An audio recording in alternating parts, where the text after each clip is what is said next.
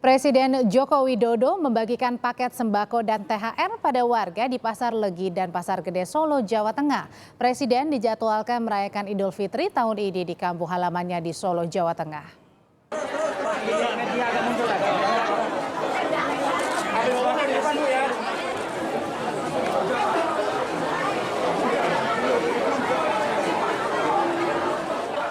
Pasar Legi Kota Solo, Jawa Tengah dikunjungi Presiden Jokowi untuk membagikan paket sembako dan THR pada pedagang, tukang parkir hingga pengemudi beca.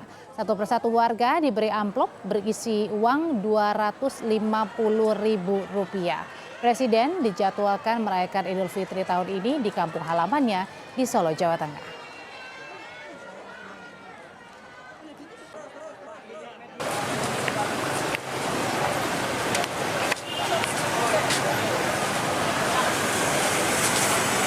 Sementara di Pasar Gede, pedagang dan penarik becak yang menunggu kecewa karena Presiden batal berkunjung. Tapi mereka tetap mendapatkan paket sembako yang dibagikan Pas Pampres dan TNI yang bertugas.